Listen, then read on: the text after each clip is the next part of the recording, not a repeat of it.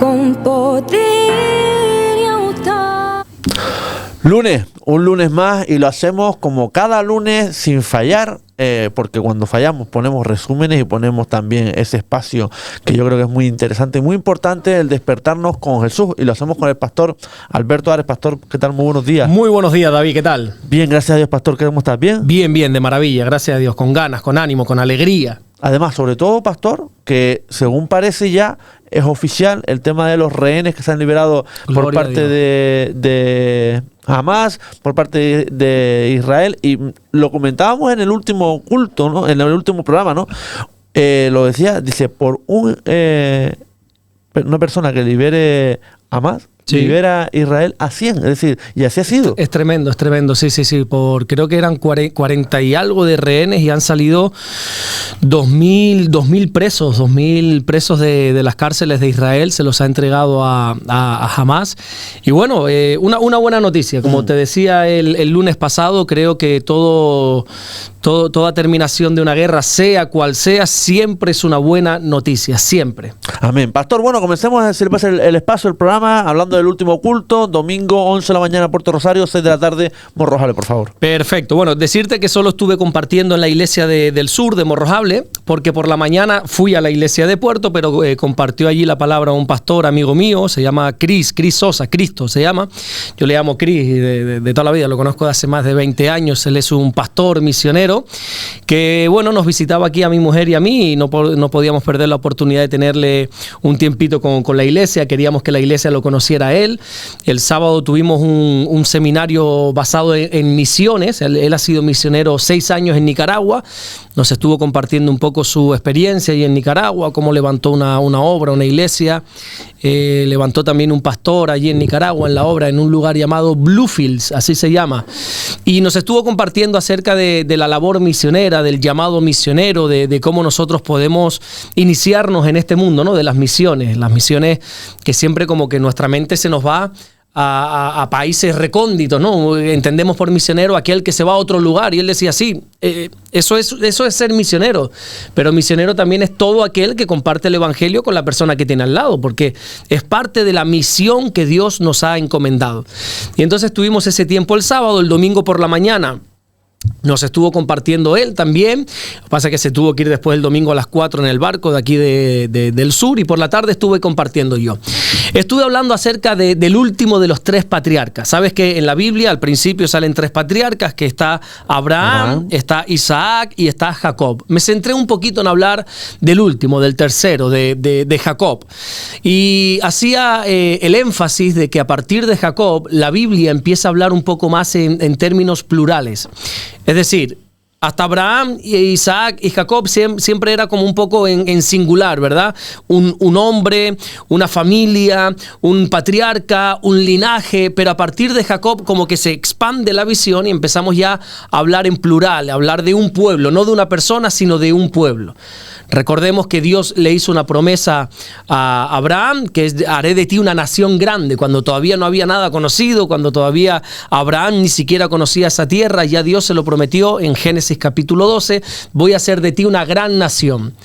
Isaac, su hijo, en un momento dado de la vida de Isaac, Dios le confirma nuevamente esa promesa. Por amor a tu padre, por amor a Abraham, voy a darte esta tierra. Y luego a partir de Jacob es como que se abrió el camino para que esa promesa ya se llevara a cabo. Jacob tiene 12 hijos, que luego nosotros los vamos a conocer como las 12 tribus de Israel. Israel es porque en un momento dado de la historia de Jacob, Dios le cambia el nombre. Luego, si me da tiempo, te explico un poquito eso. Dios le cambia el nombre a Jacob, porque Jacob significa usurpador, ¿verdad? Jacob siempre, una de las cualidades que tenía Jacob en su vida es que usurpaba lugares que no le correspondían, ¿verdad? Y entonces, en una lucha que tiene Jacob, Dios le cambia el nombre. Ya no te llamarás más Jacob, sino que ahora tu nombre será Israel, príncipe, le dice, ¿no? Ya tu nombre será Israel. Esto nos enseña una vez más que para que Dios pueda bendecir un país, una familia, un pueblo, una ciudad, una isla, primero Dios pone sus ojos en una sola persona.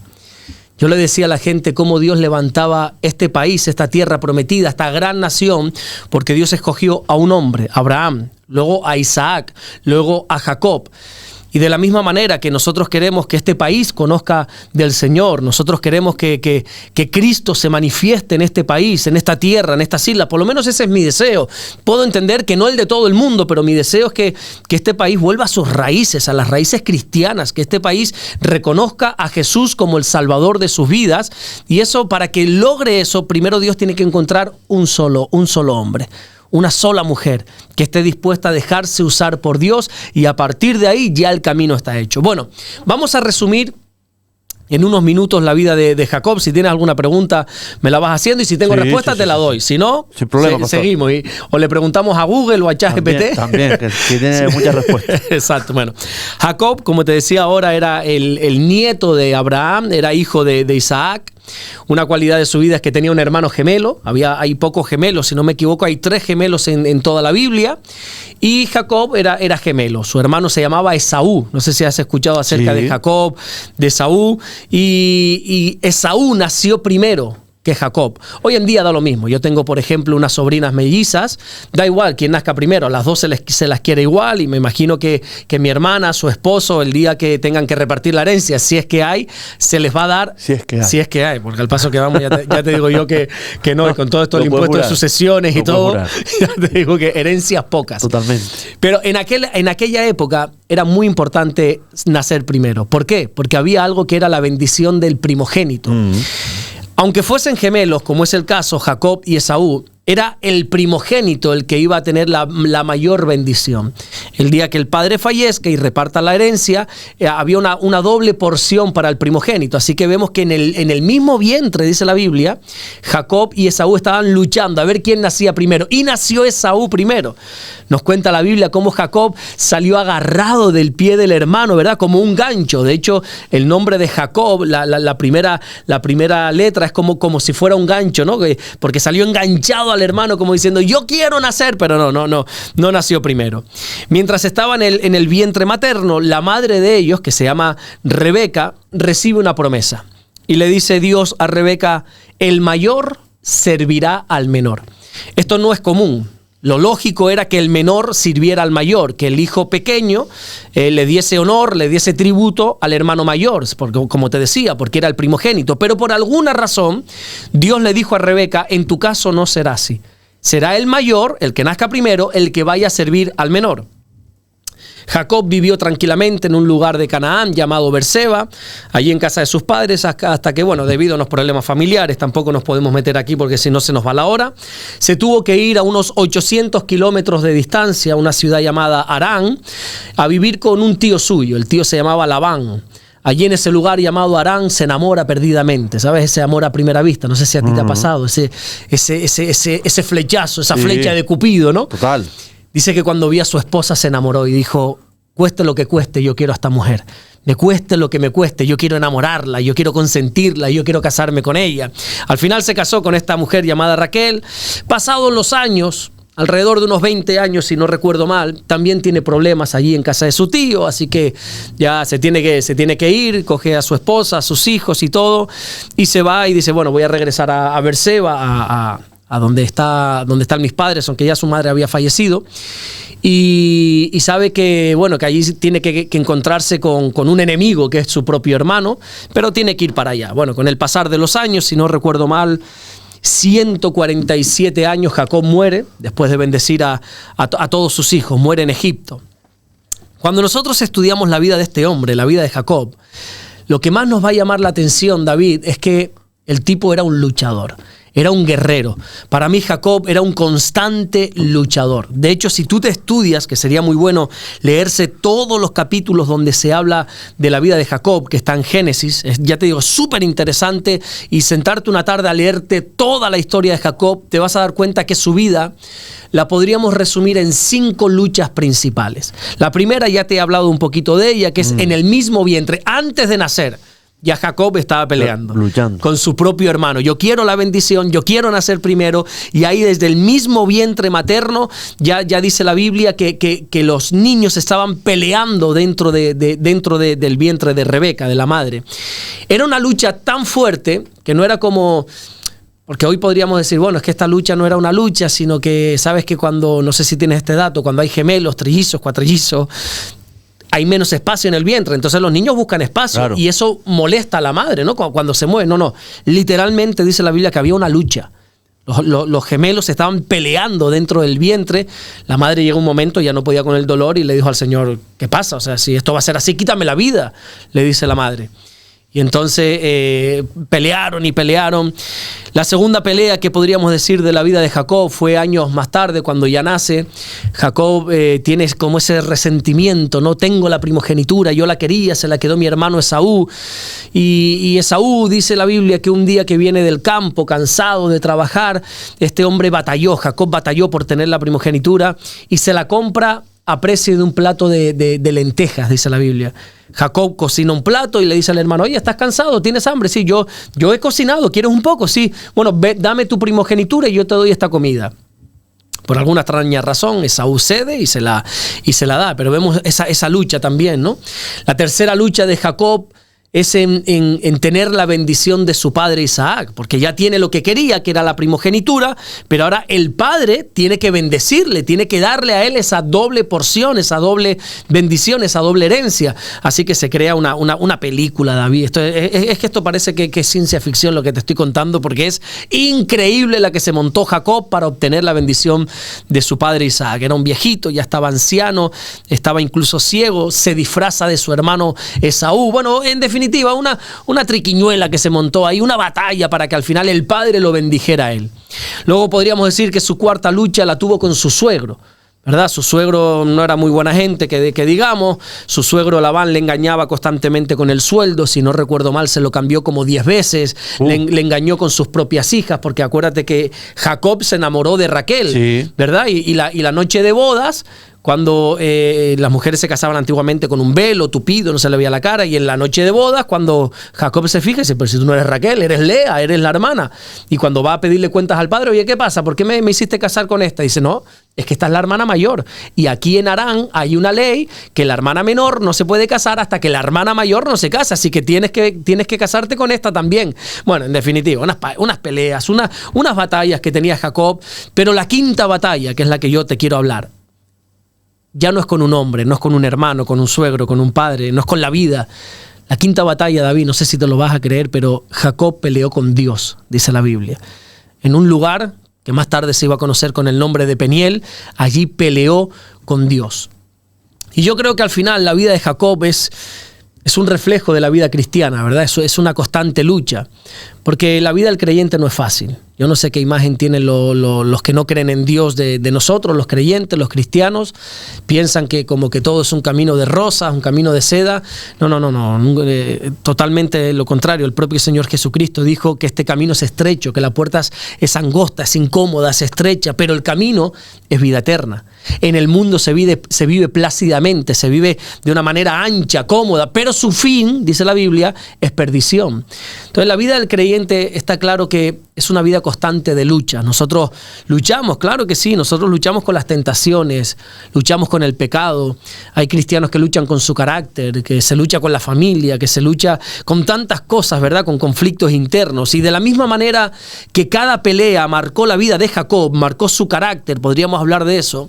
Así cada pelea, cada lucha que nosotros tenemos en nuestra vida también va formando nuestro carácter. Pero lo más interesante de todo es que Dios usa cada batalla, cada lucha para seguir trabajando en nosotros. En cierta manera, nosotros en este sentido podríamos decir que somos como Jacob, somos personas que amamos a Dios, somos personas, yo hablo en primera persona, yo lo tengo claro, soy una persona que ama a Dios, que anhela la bendición de Dios por encima de cualquier otra cosa, pero eso no quita que en más de una ocasión nos equivoquemos y metamos la pata y pequemos en este camino. Está claro que Jacob amaba a Dios y quería la bendición de Dios, pero se equivocó traicionando a su hermano, ¿verdad? Comprándole la primogenitura por un plato de lentejas. Está claro que Jacob amaba a Dios, amaba la bendición, pero se equivocó engañando a su padre. Entonces, yo creo que aunque amemos a Dios, muchas veces nos equivocamos también. Pero lo más hermoso de todo esto es que a pesar de sus fallos, de sus errores, Dios nunca abandonó a Jacob. Dios nunca soltó de la mano a Jacob. Él cometió errores, mintió, falló, pero Dios siempre siguió trabajando con él. Y para mí, David, te digo algo con toda la honestidad, con el corazón en la mano, te digo que para mí hay algo peor que pecar, y es no dejar que Dios te levante.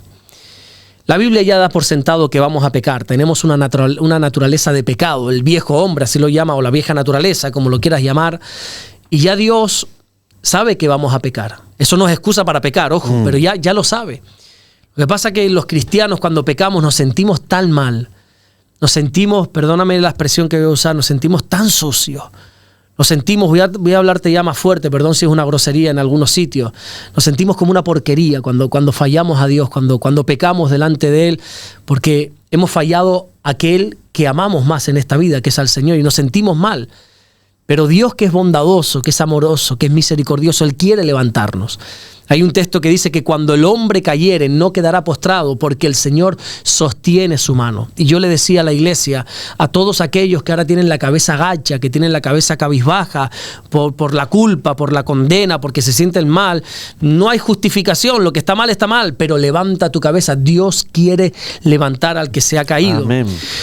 Lo mejor de todo, de toda esta historia de Jacob, de sus caídas, de sus errores, de sus luchas, es que a pesar de todo eso, Jacob tenía una cualidad que todo hombre y toda mujer tenemos que tener, que es dejarnos tratar por Dios. Nosotros tenemos que dejarnos tratar. ¿Y qué significa dejarnos tratar por Dios? Significa, entre otras cosas, dejar que Él nos corrija. Hay un versículo en la Biblia que dice, no menosprecies la disciplina del Señor, no desmayes cuando eres reprendido, porque el Señor al que ama, disciplina. Nosotros nos dejamos tratar por Dios cuando permitimos que Él nos corrija. Cuando Dios nos corrige en algo, Él siempre lo va a hacer con el fin de restaurarnos.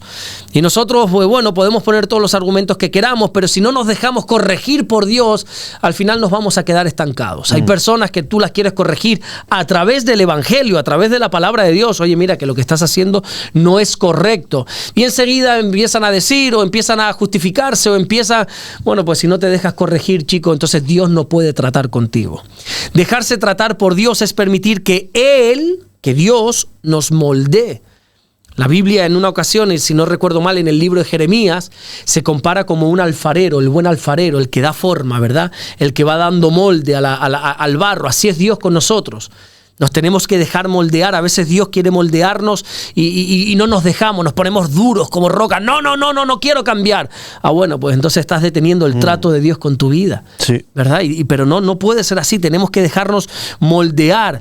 Dejarse moldear es dejar a un lado el molde en el que hemos sido criados, en el que hemos sido instruidos, para dejar que el molde de Dios sea el que trabaje en nuestra vida. Por ejemplo, ¿nuestro molde cuál es? Por ejemplo, te voy a poner en el área matrimonial. Nuestro molde es que si nos enfadamos con nuestra mujer, con nuestro marido, dejarnos de hablar. ¿Verdad? Y estamos así un día, 2, 3 días. ¿Cuál es el molde de Dios? No se ponga el sol sobre vuestro enojo. ¿Qué molde vamos a escoger? Tenemos que dejarnos moldear por Dios. Nuestro molde es, si tú me la hiciste, tú me la pagas. Ojo por ojo, diente por diente. Como te vea por la calle, te las pago, ¿verdad? Pero ¿cuál es el molde de Dios? El molde de Dios es el perdón. Es la restauración, es el ministerio de la reconciliación. Entonces, dejarse tratar por Dios es permitir que Él nos pueda moldear y que Él pueda transformarnos. Ahora bien, hay gente que detiene el trato de Dios en su vida. ¿Cómo? Justificando sus errores. Yo creo que desde el mismo momento que uno empieza a justificar sus pecados, empieza a justificar sus errores, ahí se acaba el trato de Dios. La Biblia dice en Proverbios 28:13, el que encubre sus pecados no prosperará. Encubrir significa tapar, esconder, disimular, ¿verdad? Y a veces intentamos tapar nuestros pecados con, no, pero es que bueno, tampoco fue para tanto. Oye, David, pero si al final todos lo hacen. Chicos, no seas tan radical. Cosas así, ¿verdad? No. Sí. Lo que estás haciendo es esconder. Estás cubriendo tus pecados. No es para tanto. No. Esas justificaciones hacen que el trato de Dios se detenga. Por eso, Jacob, a pesar de todos sus errores, no te lo vas a ver nunca justificando sus pecados. No te lo vas a ver nunca diciendo, no, pero es que no. Cuando uno es reprendido por Dios, lo único que tiene que hacer es, sí, pedir perdón. reconocer los errores, sí, me equivoqué, y seguir para adelante. Lo que no podemos hacer nosotros es empezar a justificar, a decir cosas como la que te estoy diciendo. Bueno, ¿me dejas hablarte 5 minutos más de la última pelea de Jacob? Por supuesto. Y así quieres pasamos al tiempo de preguntas, si quieres. Bueno, te voy a hablar de la última lucha que tiene Jacob, que fue con Dios. Debido al engaño de Jacob para obtener la bendición de su padre, su hermano Esaú la amenaza y le dice: cuando muera papá te voy a matar. Así le dice, una cosa feísima, tiene que huir y está allí en un lugar llamado Harán, pero tiene problemas con su suegro y tiene que regresar. Dios le dice a Jacob: vuelve a la tierra de tus padres. Jacob, siendo obediente, quiere regresar, pero antes de llegar, antes de cruzar aquel lugar, ¿verdad? Aquel valle donde ya se iba a encontrar con su hermano Esaú 20 años después, con su hermano que le había amenazado de muerte, dice que se queda a solas con Dios. Se queda a solas con Dios y empieza una guerra, una batalla, empieza a pelear literalmente con Dios. Y dice Génesis 32:24, así se quedó Jacob solo y luchó con él un varón hasta que rayaba el alba. Y aquí yo sí me detuve ya para empezar a enfocar el final del mensaje. Yo me detuve y yo le decía a la iglesia, aquí está la clave de todo. Porque este versículo dice, así se quedó Jacob solo. Jacob siempre estuvo acompañado, no conoció la soledad. Desde antes de nacer ya estaba acompañado, por eso te hablé de Esaú en un principio. Desde el vientre de la madre nunca supo lo que era la soledad, siempre tenía con quién pelear. Ahora Jacob resulta que ya es un hombre adulto, es un hombre casado, es un padre de familia, ya es entrado en años, pero hace lo que nunca había hecho y debería haber hecho hace muchos años atrás, que es quedarse a solas con Dios. Jesús nos enseña en su palabra a quedarnos a solas con Dios. Dice la Biblia en Mateo capítulo 6, versículo 6, mas tú cuando ores, entra en tu aposento y cierra la puerta y ora a tu Padre que está en lo secreto. Y tu Padre que está en lo secreto te recompensará en público. Nosotros tenemos que quedarnos a solas con Dios. Todos los días, si es posible, o cada cierto tiempo. Yo siempre aconsejo que todos los días, al menos 5 minutos, no te pido 1 hora de tu tiempo, ni 5 horas, ni que estés toda una noche, que sería maravilloso, pero al menos 5 minutos al día, quedarte a solas con Dios. Este mundo nos quiere enseñar la falsa idea de que somos hombres y mujeres empoderados, hombres y mujeres autosuficientes, hombres y mujeres que no necesitamos ayuda, que podemos con todo, y sobre todas las cosas este mundo nos dice, David, que nunca muestres tus debilidades. Sin embargo, la enseñanza de Jesús es diferente. La enseñanza de Jesús es, necesitamos quedarnos a solas con Dios. A veces es conveniente quedarnos a solas. Lo que sucede es que Jacob usó esa soledad con Dios para pelear con él. De hecho, le llegó a retar Jacob a Dios y le dijo, no te dejaré hasta que no me bendigas. Y ahí seguían peleando y peleando. Y yo le decía a la gente, David, ¿cuántos de nosotros hemos sido a veces como Jacob, verdad? Que hemos peleado con Dios. Sabemos lo que Él quiere, sabemos la voluntad de Dios, sabemos lo que Él nos está pidiendo, pero le seguimos diciendo que no. Seguimos peleando con Él. Dios nos lleva a veces a momentos extremos, nos recuerda lo que pide de nosotros, nos recuerda cuál es su voluntad para nosotros, pero ¿qué hacemos? Seguimos peleando con Dios. Nos sigue mostrando el camino, ya lo sabemos, es que no hay que insistir tanto en esto porque cada uno sabe lo que Dios está demandando de su vida, pero ¿qué hacemos? Seguimos poniéndonos los guantes con Dios, seguimos peleando con Él. Jacob luchó con su hermano para la primogenitura, luchó con su padre para la bendición, luchó años enteros con su suegro por su mujer Raquel, luchó con su suegro por riquezas y ahora se encuentra luchando con el mismo Dios. Y en esta batalla, al final Jacob entiende lo más importante y es que lo mejor que podemos hacer, David, es rendirnos a Dios. Podemos seguir peleando todo cuanto quieras, pero eso no sirve de nada. Lo mejor que puede hacer un hombre o una mujer es rendirse delante de Dios.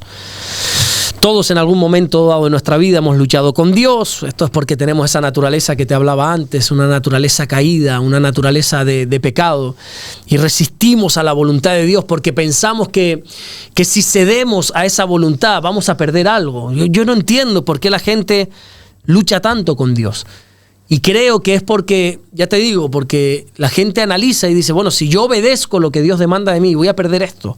O ya no voy a poder disfrutar de lo otro. Sin saber que todo lo que hacemos por y para Dios siempre es ganancia. Y resaltaba esta frase y le decía a la iglesia, la bendición está en la rendición.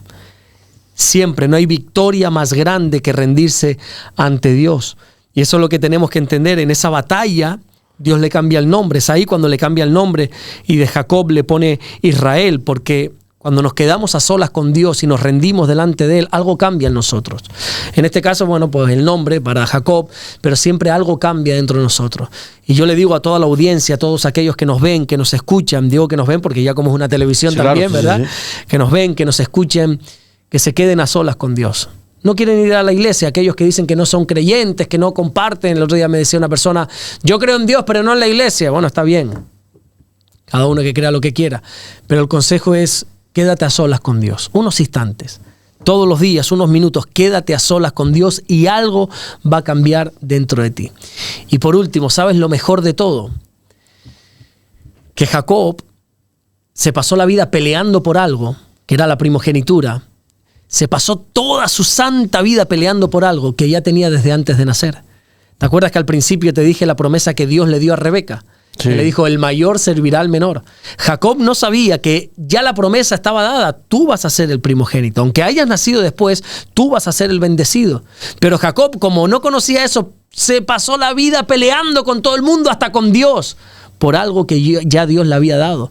Y la Biblia dice en Efesios capítulo 1, versículo 3, que nosotros ya estamos más que bendecidos con toda bendición espiritual. Ya nosotros estamos bendecidos, pero aún así ridículos de nosotros que seguimos peleando por Dios, peleando con Dios, peleando con la vida, peleando con el jefe, peleando con la mujer, peleando con aquel, peleando con el otro. Con todo el mundo.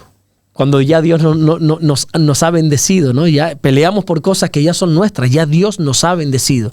Entonces le decía a la iglesia, lo mejor que podemos hacer es rendirnos delante de Dios. Amén. Un culto, yo creo que maravilloso, pastor. Sí, la verdad que fue un tiempo muy bueno, muy bonito. De verdad que sí. Encima vino bastante gente, algunas personas nuevas, y disfrutamos mucho del domingo, como cada domingo, ¿no? Cada domingo es una fiesta, es un culto en honor al Señor. Nos reunimos para adorar, para honrar el nombre del Señor.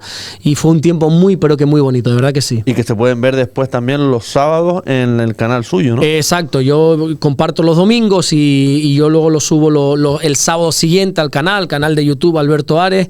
La gente me dice, ¿por qué no lo sube el mismo domingo? Mi hijo, yo no tengo un equipo de producción, yo grabo con este móvil, con unos micros que yo mismo me he tenido que comprar, yo después tengo que editar, después tengo que hacer, después no me da más la vida. Da gracias que lo subo el sábado, porque ya no doy para más. Bueno, pastor, empecemos con las preguntas, si le parece. Perfecto. Y es que Jesús entendería los problemas que vivimos hoy en día los jóvenes, o viven hoy en día los jóvenes. Hombre, evidentemente sí, yo creo que sí. La Biblia dice que Jesús nos entiende, que Jesús no solamente entiende, sino que se compadece, ¿no? de todos los asuntos que vivamos. Lo que sucede, David, creo que vas a estar de acuerdo conmigo, es que hoy nos pasan cosas que hace años no pasaban, ¿no? Hoy sucede algo, y es que hay una gran diferencia de 10, 20 años hacia atrás. Es como una gran brecha que se crea. Hace años, una persona de 10 años de diferencia con otra todavía se entendían. De 20 también. Hoy en día, yo no sé si te pasa, yo no entiendo a los jóvenes que ya me llevan 20 años, ¿verdad? Yo tengo 40, a los de 20 años yo ya no los entiendo. Es como una brecha abismal que enorme se ha creado, sí. Hace mucho tiempo atrás, 4 o 5 años, sí, podría ser más o menos, me senté con mis sobrinos y, venga, vamos a... Pensando yo que todavía era un joven, y me siento con ellos, adolescentes, y no les entendí. Ellos se pusieron a hablar de una manera que yo decía, con unas expresiones, y no les entendía. Había como una brecha tan grande y no los entendía. Y yo creo que lo fácil sería decir, esta juventud no se entera de nada, que es lo que se suele decir. Pero creo que nuestro trabajo sería intentar entenderlos dentro de su contexto, dentro de lo que ellos están viviendo. Jesús creo que entiende perfectamente a cada joven, el problema que está pasando cada joven, porque dice la Biblia que Jesús no ve lo que mira el hombre, que es la apariencia, el rostro, la sonrisa falsa que a veces ponemos, sino que Jesús ve el corazón. Jesús sabe que detrás de una risa fingida, detrás de un todo va bien, se esconden cosas. Y el Señor lo sabe. Jesús pasó por todas las luchas, por todas las tentaciones que todo joven pasa, pero dice la Biblia y aclara en la carta a los hebreos que Él no pecó. Jesús fue tentado en todo, pero no pecó. También la Biblia dice que Jesús crecía en gracia para con Dios y para con los hombres. Así que Jesús entiende a esas personas que ahora están todavía creciendo, madurando, los entiende, esos problemas que ya, quizá hay personas que ya no los entendemos. Para nosotros le diríamos, venga hombre, espabila, ¿no? A veces a mí me dan ganas de decirle a más de un joven, no tiene sangre en las venas, espabila. Pero no es lo correcto, ¿no? Pero Jesús sí los entiende. Y Jesús no creo que hable el idioma de ellos, pero sí los entiende, comparte esas vivencias que puedan estar pasando. Lo más maravilloso de todo no es que solo Jesús entienda a los jóvenes, sino que los acompaña en sus luchas.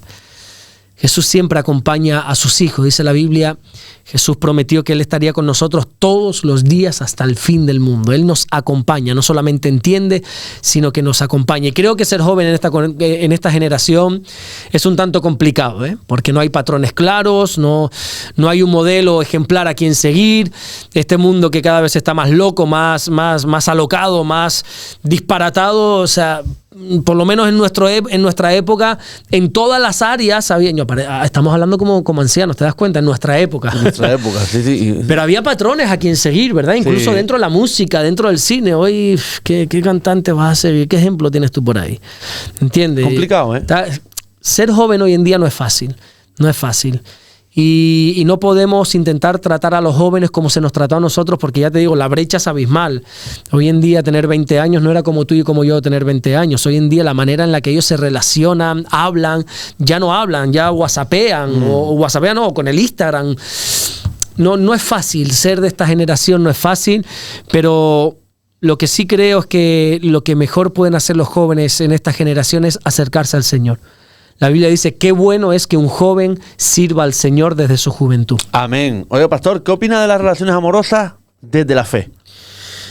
O sea, llevar ya sea el noviazgo o el matrimonio compartiendo la misma fe, ¿no? Sí, nos hacemos referencia a cómo una persona cristiana o creyente debería vivir el amor en pareja basándose en los valores del Evangelio y las enseñanzas de Jesús. Bueno, me parece lo más sabio y sobre todo lo más saludable del mundo, ¿verdad? Que el amor se lleve dentro de los parámetros, dentro del marco de la fe entre cristianos. Hay un versículo muy interesante que Pablo dice a los corintios, si no recuerdo mal, que dice, no te unas en yugo desigual. Es cierto que nosotros siempre usamos este versículo para el tema del noviazgo, del matrimonio, pero bueno, está abierto para cualquier unión empresarial, laboral, de amistad. Pablo nos aconseja, o el Espíritu Santo a través de Pablo nos aconseja, nos dice, nos dictamina, que no te unas en yugo desigual. ¿Sabes lo que es un yugo? Es como algo que te aprieta, que te presiona, ¿no? Sí, el yugo literalmente es un aparato, un tronco de madera que servía para unir, para enyugar a dos animales.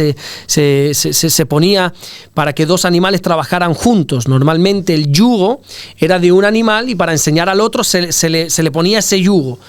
Y entonces dice Pablo, no es bueno que te pongas en yugo desigual. Yugo desigual significa que tú no podías juntar, por ejemplo, a un burro con un buey. Eso es un yugo desigual.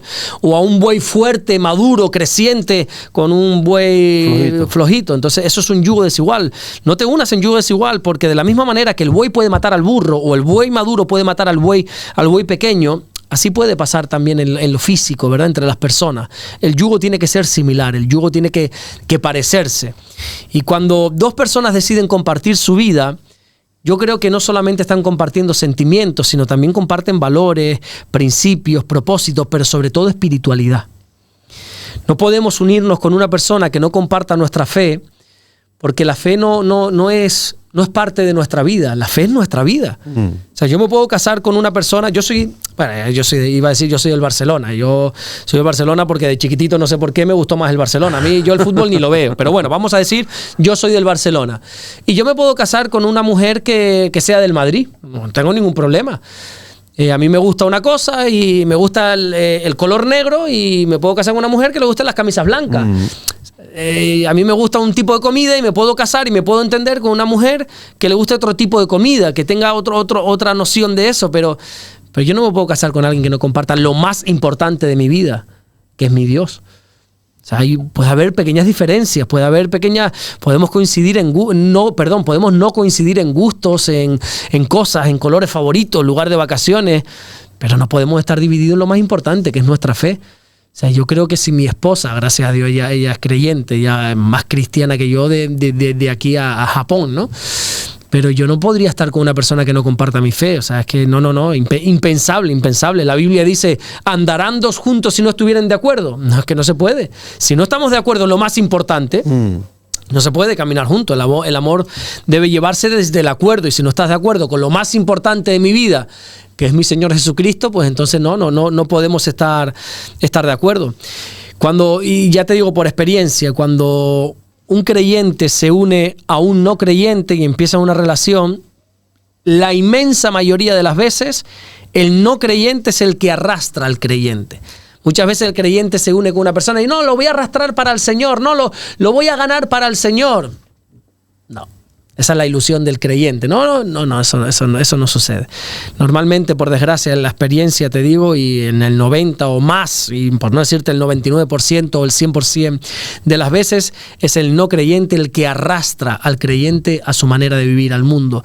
Y aquel que desobedece este mandamiento de no unirse en yugo desigual, tristemente al final se acaba enfriando. No te digo apartando del Señor, pero sí enfriando. Por eso yo considero que el amor debe llevarse dentro del marco espiritual. Pastor, ¿cómo mantenernos firmes en la fe cuando el ambiente a nuestro alrededor va en otra dirección? Es importante. Es muy importante, y más por los tiempos que estamos viviendo, sí, ¿verdad? Sí. Unos tiempos donde parece que la palabra de Dios se aleja cada vez más, ya todos los símbolos religiosos y todo se tienen que ir quitando.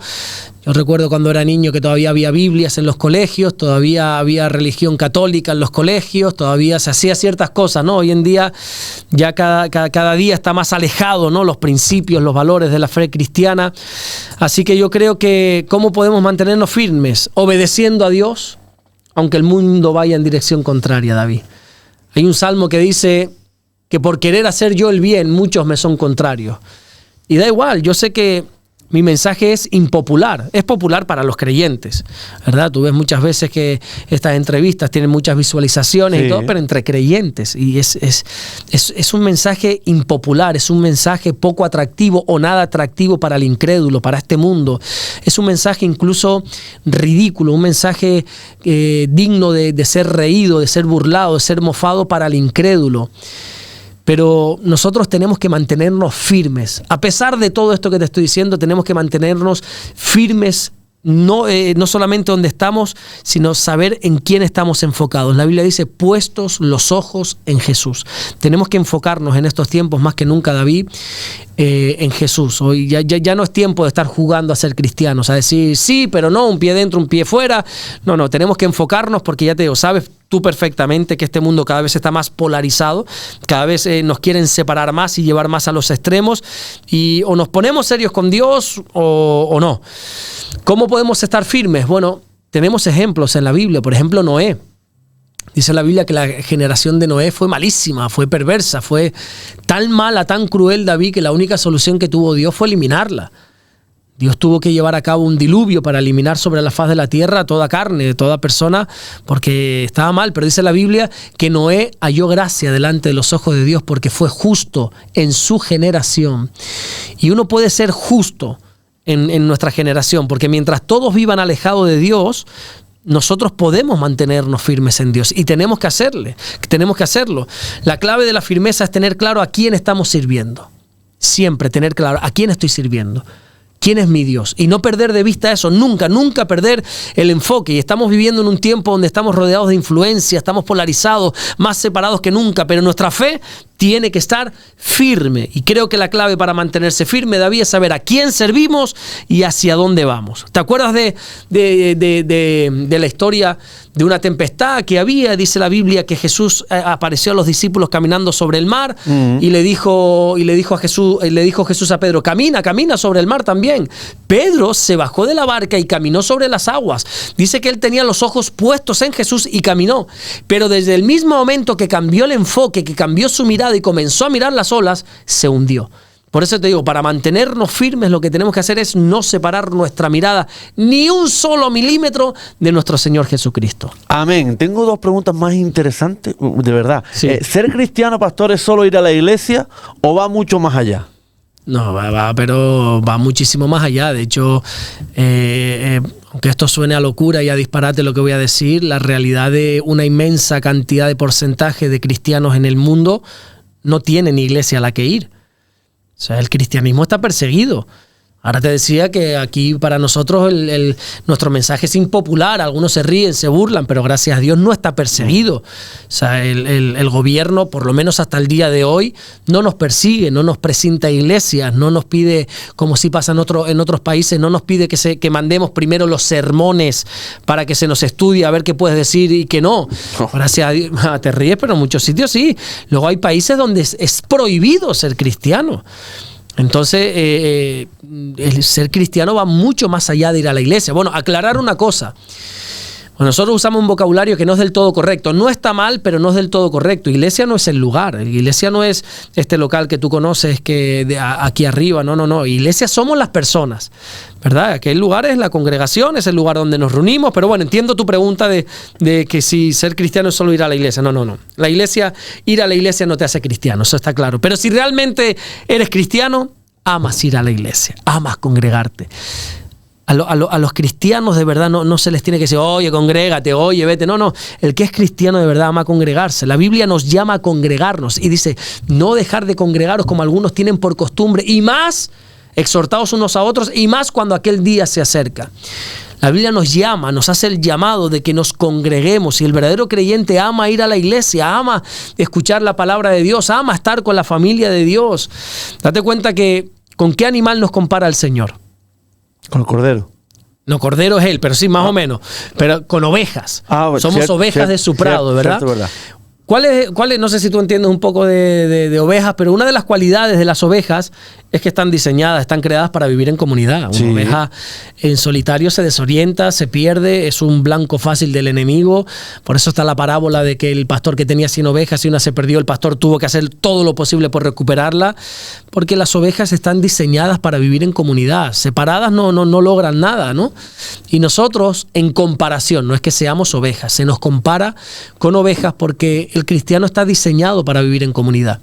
Porque somos como esos carbones encendidos que mientras estemos juntos, nuestro fuego arde. Pero cuando tú separas una ceniza, un carbón de la hoguera, está ardiendo unos minutos, unas horas, pero pronto se apaga, ¿verdad? Sí. Entonces, cuando nosotros dejamos de congregarnos, aunque no queramos, nos vamos enfriando. También dice la Biblia, por sus frutos los conoceréis, ¿verdad? Es que si una persona dice, yo amo, por ejemplo, si yo digo, amo a mi esposa, pero no deseo estar con ella, yo creo que estoy mintiendo. Entonces, el verdadero cristiano va a la iglesia, pero no ser cristiano es mucho más allá de ir a la iglesia, es mucho más allá, representa mucho más, es tener una relación con el Señor. Pastor, ¿qué haría si Jesús le enviara un mensaje en directo hoy? Transmitirlo, porque todo lo que diga el Señor, dice la Biblia que la palabra de Dios es viva y eficaz. Así que si Dios, como tú dices, me diera un mensaje hoy, yo lo transmitiría. ¿Cuál es el tema? Que ya Dios me ha dado un mensaje para dar. Yo tengo un mensaje que lo llevo predicando y proclamando y gritando a los cuatro vientos desde que tengo uso de razón en el Evangelio. Es el mensaje de salvación de las almas. Es el mensaje de que uno se tiene que arrepentir de los pecados para que pueda tener vida eterna. Es un mensaje tan poderoso que nadie queda indiferente a él. Es un mensaje que lo aceptas o lo rechazas. Yo tengo un mensaje que dar, pero no yo, porque soy especial, porque soy Alberto Ares. No, todo cristiano está llamado a predicar el Evangelio. Es el mensaje que tenemos que dar. Yo ya tengo ese mensaje. Pablo dijo, no me avergüenzo del Evangelio porque es poder de Dios para la salvación de las almas. Así que ese mensaje que yo tengo lo transmito y qué bueno, gracias a Dios que se me ha abierto esta puerta a través de ti y aquí lo transmito y por la calle es el mensaje que transmito y en la iglesia es el mensaje que transmito y en el trabajo es el mensaje que transmito y en todo lugar es el mensaje que transmito. Yo vivo para esto, David. Yo vivo única y exclusivamente para dar este mensaje que creo que Dios me ha dado, que es el de la salvación de las almas. Mi mensaje siempre, y de hecho se lo he dicho a mi mujer muchas veces, el día que yo me muera, que espero que sea dentro de 500 años, el epígrafe ahí en la tumba quiero que sea este mensaje: Dios es bueno. Ese es el mensaje que yo tengo que dar. Dios es bueno. Su misericordia. Y para siempre su misericordia. Yo tengo un mensaje que dar, que es el mensaje de la salvación. Lo mejor de este mensaje es que exige una respuesta.